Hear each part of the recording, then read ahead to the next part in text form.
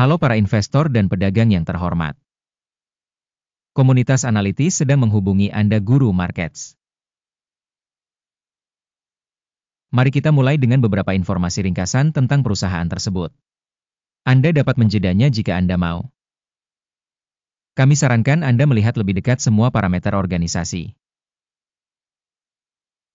Sekarang kita akan melihat indikator kinerja perusahaan saat ini. The Baldwin Insurance Group, ticker BWIN. Ulasan ini berdasarkan data terkini per 25 Mei 2025. Berdasarkan klasifikasi Guru Markets, perusahaan The Baldwin Insurance Group Inc. termasuk dalam subkategori Fair Exchange. 5 organisasi ikut serta dalam perbandingan ini, yang tidak representatif. Kita akan melihat keputusan akhir di akhir video. Hasil keseluruhan untuk perusahaan yang diteliti adalah sebagai berikut, -7 dari 10 poin. Skor rata-rata untuk subkategori, 1,7 poin. Jika Anda melihat secara luas, dalam kerangka pasar secara umum, kita akan melihat bahwa hasil rata-rata untuk keseluruhan pasar adalah 1,9 poin. Terhadap peringkat perusahaan -7 poin The Baldwin Insurance Group. Dengan membandingkan pergerakan harga saham perusahaan The Baldwin Insurance Group Inc. dan perusahaan subkategori, kita dapat melihat bahwa selama 12 bulan saham perusahaan The Baldwin Insurance Group menunjukkan dinamika sebesar 8%. Terhadap dinamika harga dalam subkategori sebesar 4,3%. Kapitalisasi pasar perusahaan The Baldwin Insurance Group Inc. bernilai 4,42 miliar dolar. Kapitalisasi pasar subkategori ini adalah 14 miliar dolar.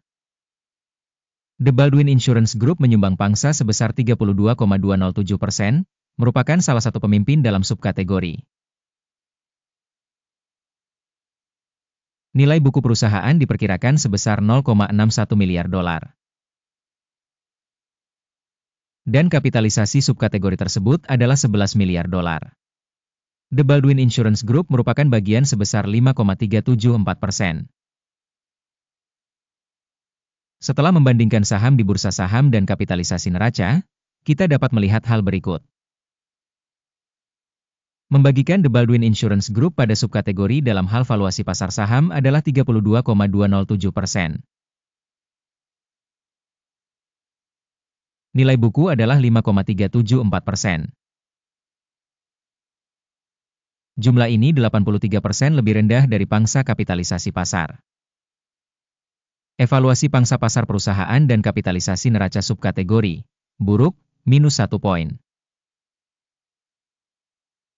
Utang organisasi tersebut berjumlah 1,578 miliar dolar. Rasio utang terhadap nilai buku adalah 258,7% dari ekuitas. Peringkat utang perusahaan, sangat buruk, -2 poin. Rasio harga pasar terhadap laba perusahaan adalah 0. Rata-rata dalam subkategori tersebut adalah 562,5, jauh lebih buruk daripada rata-rata di subkategori tersebut. Pemeringkatan nilai pasar saham perusahaan terhadap keuntungannya dibandingkan dengan perusahaan dalam subkategori, sangat buruk, -2 poin. Laba selama 12 bulan terakhir -32 juta dolar. Pendapatan masa depan untuk 12 bulan ke depan diperkirakan sementara sebesar 262 juta dolar. Penilaian indikator proyeksi laba masa depan dibandingkan dengan subkategori, lumayan, 0 poin. Rasio harga terhadap penjualan perusahaan adalah 3,1. Rata-rata untuk subkategori tersebut adalah 2,8, yang 11% lebih tinggi daripada rata-rata untuk subkategori tersebut. Evaluasi rasio harga pasar terhadap pendapatan perusahaan dibandingkan dengan indikator subkategori, cukup, 0 poin. Pendapatan selama 12 bulan terakhir adalah 1.420 juta dolar. Pendapatan masa depan untuk 12 bulan berikutnya tidak diketahui. Penilaian indikator proyeksi volume penjualan masa depan dibandingkan dengan indikator dalam subkategori, buruk, -1 poin. Marginalitasnya minus 2,3%, dengan rata-rata 0,5% dalam subkategori. Perbedaan antara rata-rata subkategori dan kinerja perusahaan adalah 2,8%. Penilaian Marin penjualan dibandingkan dengan indikator dalam subkategori, lumayan, minus 0,5 poin. Pangsa perusahaan dalam hal jumlah personel di subkategori tersebut adalah 70,88%. Jumlah ini 120% lebih besar dari pangsa kapitalisasi pasar. Jumlah kapitalisasi pasar per karyawan perusahaan sama dengan $1.075.000. Dan untuk subkategori $2.366.000. Perbedaan antara rata-rata subkategori dan kinerja perusahaan adalah 54,6%. Evaluasi volume modal perusahaan per karyawan dibandingkan dengan indikator dalam subkategori, baik, 0,5 poin. Jumlah keuntungan per karyawan dikurangi $7,800. Rata-rata dalam subkategori adalah $4,200.